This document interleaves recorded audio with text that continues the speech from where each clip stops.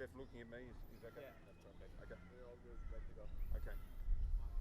We're here with Sef Fa'agase, prop for the Queensland Reds, entering culture round this weekend, Friday night at Suncorp Stadium, a big match against the Melbourne Rebels. Sef's had a long journey with the Reds, first debuted in 2015, played over 50 Super Rugby games. He's gone from the Bow Desert Warriors as a junior to play around the world for the Reds, New Zealand, Japan, USA, and back to play a really vital role at the Reds. Welcome, Sef. Maybe a first question.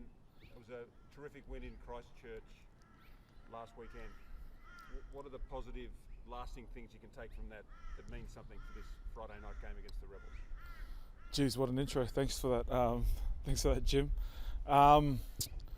I think the result of last week has been a combination of the last couple of weeks. Like we stripped our game back down, went back to the basics that we found success in, and I think last week was a combination of that.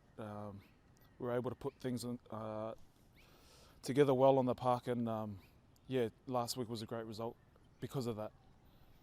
It seems very much that the backs and the forwards are gelling really well together. The forwards are winning some really sharp, clean ball, providing that quick ruck ball, and the backs are completing really well. Anytime you score 5 tries against a New Zealand team, it means a lot. What does that say about not just winning the ball, but making use of it in a really sharp way? Well, Les has always talked about how areas of our game really we want them to really complement each other. So that's with our forward interplay. A big onus on us is winning quick ball, so our backs can play the game that they want to play and the style that they want to play. That's probably our biggest job, and what we work on each and every day is making sure we get quick ball. 2015 seems like a long time ago. That's when you first played for the Reds. What do you see in this group of players and this year that excites you? I think for one is myself and Rabs are probably the only two left from that squad.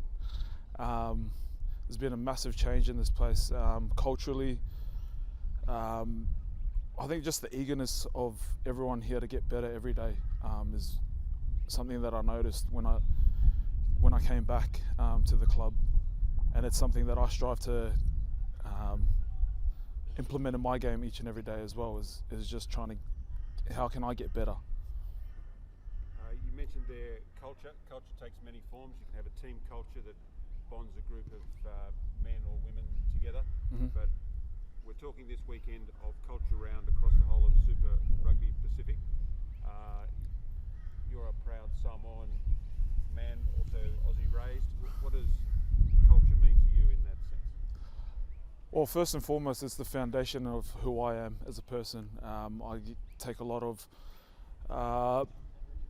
the lessons which were handed down to me from my parents and my grandparents, and I try and instill them into my son each and every day. Culture's massive. Like, I'm a proud Samoan man, but also an Australian as well. A lot of similarities, and I try and live my life the best way I can, representing both cultures. Across the whole squad, we've got a multitude of cultures represented in this Queensland team. How is that brought together by, I guess, an embracing team culture where people can be themselves and have their own influences that really come together? I think the best thing that Les has brought in, or one of the best things, is that he's made everyone feel like they don't have to be anyone else but themselves. Be the best version that you are. Represent who you are. Represent your family. Don't try and be who you're not. I think it's one of the biggest lessons that I'll take into the rest of my life, I reckon. You very proudly display your heritage on your body with a back tattoo. It's got the coastline of Australia, and you've got the coat of arms of Samoa blended in there. What does that mean to you to have that representation? Well, it represents exactly who I am. I'm Samoan, Aussie raised. Something I'll never forget. I can even go to as far as I've got my postcode and my area, which I'm from, tatted on me. It's just I'm a proud Queenslander, proud Samoan, and a proud Australian. Sunday is also Mother's Day, a really significant day for everyone. Again, your body art speaks very powerfully about that. Your mum, Solani, tattooed across your chest, so that really the last thing you see every time you put on your jersey is your mum's name across your chest. Yeah, it's something that I do each and every game. I go in the mirror, I put my shirt on, I give my mum's name a kiss. For me, it's just something I hold dear because my mum never got to see me play rugby. So every time I step out onto the field, I like to represent my family, and hopefully my mum's up there somewhere looking down on me and can be proud of what I'm doing. There's lots of things to be proud of this year with this Reds team.